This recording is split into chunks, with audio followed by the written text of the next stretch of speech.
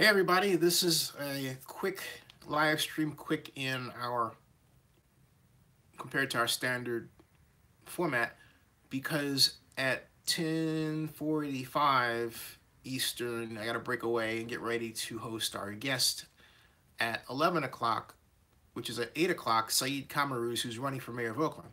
But had to bring this out right now because it's news in that the quote hit the blaster ESPN and now is pissed off a lot of people, even though it was actually said September 21st of last year.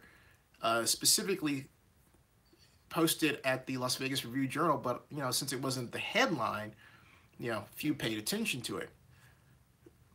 This is the article that someone at ESPN saw and then put out there, and it said, "A kinder and gentler black hole, say it ain't so." When the Raiders relocate to the new Las Vegas Stadium in 2020, the team's management hopes to foster a family-friendly atmosphere at games. This could come as a shock to fans from the Black Hole, a section in Oakland Alameda County Coliseum populated by fans dressed in scary costumes. "We like the deeply passionate fans," Las Vegas Stadium Company Chief Operating Officer Don Webb said in a Thursday breakfast meeting panel on the planned 65,000-seat stadium. "But we want the stadium to not only be a safe environment, but we want it to be perceived as a family-friendly environment," Webb said. "So I think there will be some changes, frankly, to the fan base when the team moves to Las Vegas and to the method of operating the stadium. I'll leave it there." Don Webb said, "I think I'll leave it there." But the team ownership and team management is very keen on projecting the right image when the team comes to Las Vegas. And then it goes on to read skulls, spikes, and armor. "Denizens of the Black Hole dress in intimidating silver and black costumes adorned with skulls, spikes, and armor to accentuate their outlaw image." This is Rich Vallota, who I know, writing for the Las Vegas Review-Journal on September 21st of last year about this. Webb and three other panelists associated with the stadium project addressed around 200 people attending the Southern Nevada chapter of the National Association of Industrial and Office Properties meeting at the New Orleans Hotel and Casino. Raider fans in Oakland had mixed reactions to the family-friendly strategy. Instead of trying to push some Raider fans away, maybe the focus should be on uniting Raider Nation, which is completely fractured from this move to Vegas, Raider fan Omar Frias said in an email to the Review-Journal. And to insinuate that the Raider fans right now or in Oakland are not family-friendly is inaccurate and disrespectful. I would go a step further and just say it's plain wrong. But another fan who has attended games in Oakland doesn't like the Black Hole atmosphere. "I've been a season ticket holder for years, and I have to tell you I am not fond of the experience that Oakland brings for family," Raider fan Ed Marshall tweeted to a Review-Journal reporter. "And now that my 4-year-old son has to frequent the restrooms, there's simply no way I will take him to a game in Oakland. What I have seen in those bathrooms is beyond disturbing and disgusting. The NFL would be ashamed if video evidence of such things ever got out." Oh, jeez. Stadium details. This is what was written. Okay. Panelists gave breakfast attendees details of what team officials have shared at recent Las Vegas Stadium Authority meetings. Panelist Paul Dundzuski, project director for McCarthy Building Company, Henderson, part of the stadium construction team with Minneapolis-based Mortensen Construction, said the 31-month project timetable will be challenging but workable. He said Mortensen's last NFL stadium project, US Bank Stadium, the new home of the Minnesota Vikings, had a 31-month timeline that they made, and workers had to first demolish the Hubert H. Humphrey Metrodome before building could begin. And so it went on talking about, the complications with that. and how everything else works, okay? But the bottom line here was that's where, it's this article was where that quote came from, and that's when Don Webb said it. Now, how it went from there to ESPN, I don't know, but I did see that it was referenced, and I picked it off and then basically republished it, and now here we go. That's where we're at right now with this. Now, let me get to your comments real quick. Well, yeah, when I say real quick, I don't mean like real quick, like it's going to take, I'm going to read through a few of them, just real quick in that I'm reading them right now. Hey, everyone. Hey, T. Cooper says, I'm about to go in. I agree with you, Rick Rice. And Barry Lee, how you doing? Rick Rice says, tell him to root for the 49ers then. Juan Ramirez says, no such thing as Oakland Raider fans as excited to travel to a Raider game in Las Vegas. Rick Rice says, Vegas should just stick to the lingerie league. Rick Rice, I agree with you. Oh boy, oh boy, oh boy. And so what this is that someone saw this. Now, I didn't see the ESPN telecast. I don't know if that happened today or this week. My guess, since it didn't surface between now, for me, and when that was first written, is that somewhere along the lines today that popped up, or this week, and it was, and that photograph was republished. And so, and Joshua says, you saw it back in September, but did you see the, not the article, but did you see the photograph with a quote of Webb, and did you see the ESPN take on it? Because they had a field day with that one. Now, sometimes, you know, editors will do that. They'll see something reposted. Whatever the case, it's out there now. I can tell you, and I've got this article already pinned, I was going to produce this as the live stream tonight, but I'll rope it in here. Let me get this comment in. This person says, 32 Assassin says, since when is any NFL stadium truly fan-friendly? Not really a place for young kids, lots of adults doing adult things, cussing and drinking. Nah, I think you're wrong. You're absolutely incorrect. There are a number of examples of stadiums that are fan-friendly. The Athletic Stadium in baseball, the 49ers Stadium, Levi Stadium, any Super Bowl is family-friendly. They have special areas for kids now where you can go and the kids can get their face painted if they want to, or any kind of get up they want to put on. If you go to Mercedes-Benz Dome here in Atlanta, it's family friendly, so that is completely wrong. And 1000% wrong. But again, that misses the point, 32 Assassin. The real issue is that the Raiders intend to price out Raider Nation. And I am firmly convinced of that myself, having visited Las Vegas for CES, talked to people who say that because they're convinced the groundbreaking is going to lead to something, say, oh, by the way, it'll be here, but I can't afford to go. That's the common refrain that I hear. Or if it's not, it'll be here, but I can't afford to go, hey, my team is pick it.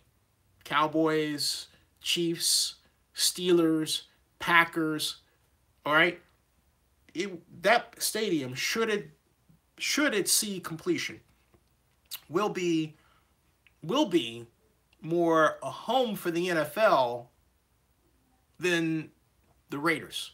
The Raiders will essentially be served up as host fodder to whatever team happens to be coming in town that has a fan base that's already there, or let's put it this way, willing to travel because it's Las Vegas and they can afford to do so.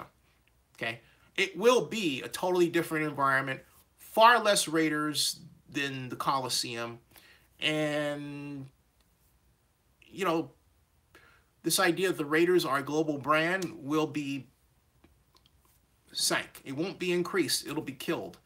The Raiders are not a global brand to begin with, but the Raiders in Las Vegas will essentially be a brand without an identity.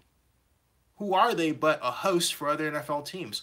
Who aren't Raider fans but people who wear black who happen to be hosts for Cowboys fans, Chargers fans, Saints fans, Seahawks fans, Dolphins fans, Browns fans, Bears fans. You get the idea? Oh, and let's not forget Kansas City Chiefs fans. We've already seen a warning sign of that possible occurrence. Now, having said all that, I will inform you of this. Tomorrow's extra Las Vegas Stadium Authority meeting has been canceled, and here's why. I'm going to read to you the article I have not posted, so you'll be the first to get the skinny, and it is Power Struggle Causes Las Vegas Stadium Authority Special Meeting to be canceled. Oakland Raiders Stadium Deadline Harmed. Originally, Steve Hill, president of the Las Vegas Stadium Authority, had added an extra meeting in January to help move along the process of approving the 14 primary documents associated with the development of the Oakland Raiders Las Vegas UNLV NFL Stadium. That January 25th meeting agenda called for the introduction of the first draft of the Stadium Development Agreement, the main document outlining what kind of facility the Las Vegas Stadium Authority would expect to see built. It would also signal the process toward getting all of the documents signed and done before the May 16, 2018 deadline was on track. Now, having said all that, I will now inform you of this. The major underlying political power structure that was race-based has now emerged to cause that meeting to be canceled. As part of the Community Benefits Agreement that's within the Southern Nevada Tourism and Investment Act that gave life to the Raiders UNLV Stadium process, a Benefits Oversight Committee was to be formed. As of now, that group consists of 2 appointments by Nevada Governor Brian Sandoval, one of which he gave to Senate Majority Leader Aaron Ford, whom I might add is running for Attorney General, and 1 by the Stadium Authority, and 3 by the Oakland Raiders. The committee will be ran by a chairperson who fills that seat, the chairperson seat, is where the nasty racial politics that have bubbled up to the surface and caused the January 25th meeting to not only be canceled, but the web page associated with it completely deleted, along with links to documents on who's eligible to be a candidate for the mantle of committee chairperson. The effect of staffing the Community Benefits Committee has been politically charged from the start. For example, the original list of committee and chairperson candidates did not include Latino Chamber of Commerce Executive Director Peter Guzman. Then, a letter advocating that his name be put in for consideration was submitted by Tommy White, Labor's Union Local 872 representative and Las Vegas Stadium Authority board member, and was on the agenda for the January 11th meeting until it was removed from the same agenda. Then Mr. Guzman's name was added to the full list. At the January 11th meeting, which I attended, the subject of who would be the chairperson came up, and it became clear that Nevada Contractors Association Executive Director Sean Stewart, said by my sources to be aligned with Mr. White, emerged as the front runner. That underlying feeling among people of color involved with the LVSA as board members and observers is that the overseer should be someone of color. Sean Stewart is white. The existence of this problem and the perception of a number of the same people of color involved with the LVSA is that the Raiders are on the side of Tommy White and that White backs Stewart and Guzman to be on and in charge of the committee. Meanwhile, Las Vegas Urban League Executive Director and LVSA board member Keith Evans is also a candidate for the chairperson position, but not favored by Tommy White. Thus, in truth, with that and some of the other factors I'm not at liberty to share, the Oakland Raiders are seen by some in Las Vegas, in the Las Vegas contractors community of color, as not fully supportive of an agenda that favors jobs for their community. The end result is the LVSA action to form the Benefits Oversight Committee has been postponed. And it's not clear if those issues will be resolved by the next meeting set for February 25th. Moreover, all the documents that are outstanding remain just that, with no extra meeting set up to wrap up review. That not only includes the development agreement, but the also still not Las Vegas Stadium Authority approved Raiders UNLV joint stadium use agreement. And that is why the meeting was canceled, and that's where we have left this rather ugly political situation right now.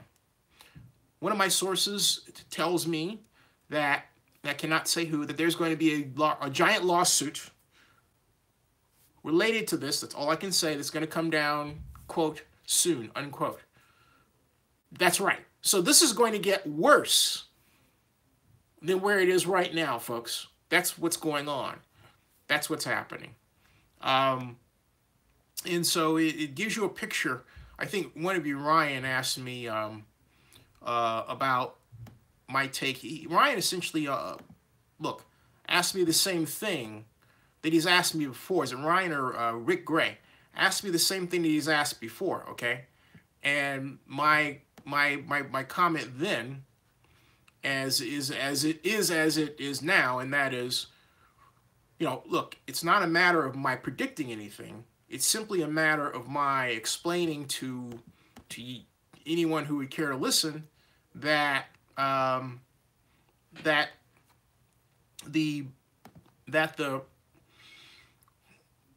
there are a number of elements that you have to pay attention to in this entire story in order to get it right, to understand it. And if you don't, you're poised to make a gigantic mistake in covering it and understanding it.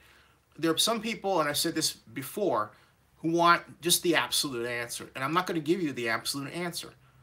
I'm going to tell you overall what it looks like. But look, you don't have to be a genius to figure out that this thing's already got a problem. So wishing for it to have a problem is stupid, because it's only a signal that you don't really understand that this thing's got problems already. All you have to do is pay attention to not just the math, but the politics going on. Look at the Stadium Authority website. See who's involved in what. Read the tweets. Get to know people. Make an occasional phone call. If, there's enough information out there that you can get, I've gotten a lot of it, without doing much digging at all, okay? Or you can listen to me, and I'm happy to inform you and answer of what's happening and answer your questions. But the point is that Las Vegas will get a special event center for UNLV. You can count on that. You can definitely count on that. Okay? But even then, with that absolute statement I just made, the story of getting there is already very ugly, folks. And it's only going to get uglier. Why is it so ugly? Because even though you've had resort after casino after hotel built, you haven't had an NFL stadium with the kind of minority hiring requirements that the NFL prizes. Foisted upon a region, and I've said this before, that, to be honest, isn't used to having them. That's the problem. Okay? And how bad can it get? Well, like I said, it's about to get a lot worse, at least from what I'm told. And that's all I can say about what I was told. All right? So, let's see here. I'm going back through your comments here. The XL Generation says, Rich History Championships. You guys are talking about Jimmy G. Steve Macy says, but what have they done for you lately? Raider Hernandez says, PSL and season tickets are going to be sky high. And there's the question whether or not they'll sell. And let's see here. I don't know. You guys having this. Rick Gray says, Barry, are you happy by the federal Oakland action yesterday? I still wonder if there's a cause for a, I think you mean a lawsuit, a suit against the Raiders due to the practice site being paid by the bonds from 1995. That's Rick Gray. I don't know where you're coming from with that. That's not the issue at all. At all, it's the problem, and the reason why the St. Louis effort advanced the way that it did was because the judge looks at the NFL's relocation policy for what was presented to be a contract, and so therefore, if you lay out a contract, you ask people to follow it. You lay out a policy, and present it as a contract within your own language, and then you ask, by the way it's written, for others to follow it. If you don't yourself follow it, you've essentially breached your own contract, and that is why the St. Louis judge denied the NFL's motions to dismiss the case, and then opened the door to the next step to being first deposition and then trial. So the NFL would have an opportunity during the deposition phase to say, you know what, this isn't working well, here's a settlement offer. But the other aspect of opening the door in this way, as the judge has done, is it strengthens any case that would be brought forth on behalf of Oakland, which has a much stronger case against the Raiders than even the St. Louis does against the Rams and the NFL. That's why. So, okay. So we've got, Rick Gray says, Steve Mace says, I have an answer to problems. Keep the Raiders in Oakland and give Las Vegas a new family-friendly team. And Rick Gray says, the NFL wants a Super Bowl experience for every Las Vegas home game. Ticket price is too high. Comp tickets from casinos to high rollers. Average PSL pricing over $10,000. Actually, it's $4,000. Average ticket price is $200. T. Cooper says, hello, Steve Macy. Everybody say hello to each other, to which I say hello to everybody. And Gerardo says, nothing going to happen. Raiders are leaving. To which, and he says, to which it's too late. To which I respond, the Raiders are in Oakland. Rick Gray says, Barry, I got that one. Jay Boogie says, do Raider fans know what 5-game winning streak feels like? Gerardo says, don't get me wrong, I want them to stay, I just can't see it happening. It's not a matter of seeing anything, it's a matter of looking at the process, So, that's what it is. And look, people are already being damaged by this. You already have political damage coming from this. You've got a governor's race that's going to be affected by this. So it's not a matter of waiting for the damage to happen. It's already happening, folks. It's happening in little bitty ways that are piling up on each other, okay? Now, as to how those problems get mitigated, that's what I'm waiting to see. This is a big problem. Canceling this meeting is a huge problem. I called Jeremy Arguello's office. No one's answering the phones. They've got the speaker, taking the voicemail. This is a problem. It's a big problem. And let's see here. Jay Boogie says, Mark wants to leave Oakland because it's too cold, living in 49er shadow in the Bay. That's why they're running in desert heat. I don't blame them. And Jay Boogie, my response to that is, you cannot take a mismanaged team in one area and expect it to behave better in another. It just doesn't make any sense, particularly when you're going from the fifth largest media market in the country. Some say sixth, I say fifth, or third if you look at it from a perspective of advertising cost per ratings point, and then you send it to the 40th largest media market. You're not going to make more money there. Las Vegas is a show place. It has show money. The Bay Area has real money. There is a vast difference. Juan Ramirez says, count the number of billionaires in the Bay Area versus the number of billionaires in Nevada.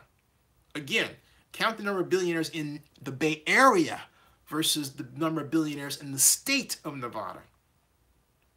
The Bay Area outnumbers, alone outnumbers the state of Nevada in terms of number of billionaires by a ton. Trying to compare Las Vegas to the Bay Area is nuts. And then, what's really funny is the people that try to justify the comparison by acting as if Oakland is its own nation, right? and it's as opposed to being the city that's at the geographic center of the Bay Area, right? Covered by what, 3 freeways: 880, 80, 580, and then we've got all the other BART extending out from there, and all the Caltrain and Amtrak and all that, and Oakland's right at the center hub there. Oakland really should have been the terminus for the bullet train rather than San Francisco. There was actually a plan that I tried to push on behalf of Oakland Mayor Lee Harris for that. I got juked out by Willie Brown, but whatever. I got juked out by Willie Brown. Hey, I put up a great fight. Willie will tell you that.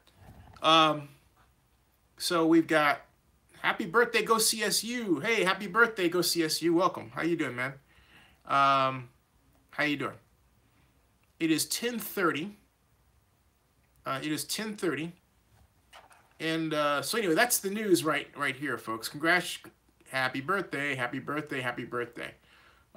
Rick Gray says, I thought the city had a case to sue the Raiders for eminent domain for using public funds to finance a private. No, that's not it, Rick. It isn't.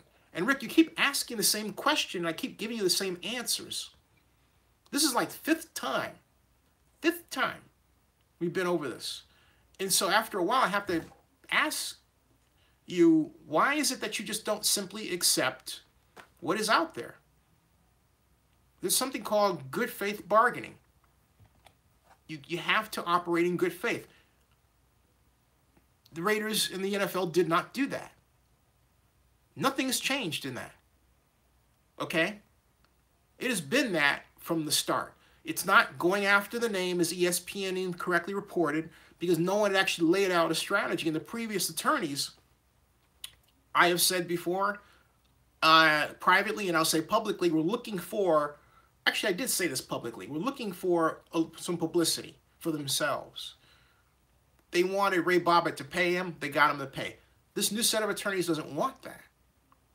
So this is a different, excuse the language, ballgame, all right? Okay, go Warriors, you turned, how old? 16? All right, happy birthday, man.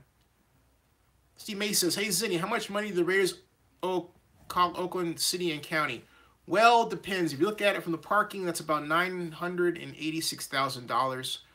If you were to successfully pin them, which you could do, with the entire bond issue, it would come out to around $60 million. So let's say 60, yeah, let's just say 68 million, $70 million. How's that? All right. Now, I don't know what the Rooney Rule has to do with this, but it doesn't have anything to do with this. That's not even here. So why bring it up? I don't know. Just doesn't make any sense to bring it up. So and it doesn't. Okay.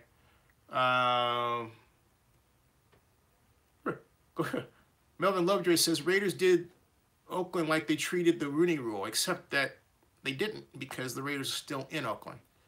Oh, you turned 18. Go Warrior. Go Warriors. Go CSU turned 18. Happy birthday. Happy birthday. Stephen Black says Mark Davis is getting sued. NFL will lose. Rick Rice says I'll never root for anyone that wears gold tights and has glitter in their helmets. I like the Niners. I'm a big Bill Walsh fan. He innovated the game. And Excel Generation says Oakland is one of the best locations. Oakland does need a station in Oakland. Talking about, I guess you mean the bullet train? Yeah.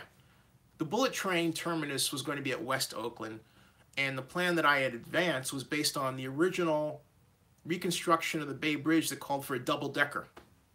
That's right, double-decker. Traffic on top, trains on the bottom. Yeah, traffic on top, trains on the bottom. All right, it's 10:33, and I'm going to get ready for my 11 o'clock, which is Syed Kamaruz, who's running for mayor of Oakland. He's going to talk about everything, folks. Homeless problem in Oakland, sports issue in Oakland, the Raiders, the A's. He's not really a sports guy, but I don't think it's a matter of being a sports guy. I think once he hears the intellectual argument, he gets it. This is his second go at running for mayor. This is one of a number of candidates I'm going to have on running for mayor, so that you can get a crack at what, hearing what they think and what the Oakland election, how it's shaping and how it's forming. All right. So, Saeed Kamaruz, right back here, 11 o'clock. All right. 11 o'clock. All right. So I'm going to sign out for now, and I will see those of you later. And this will be on Skype. You'll be able to see and hear Mr. Kamaruz talk about why he's running for mayor of Oakland. Again, he ran again before against Oakland Mayor and my god sister Libby Schaff in 2014. This is his second go around, and he's also new to Oakland. All right. So I'll see you all later. All right. See ya. Take care.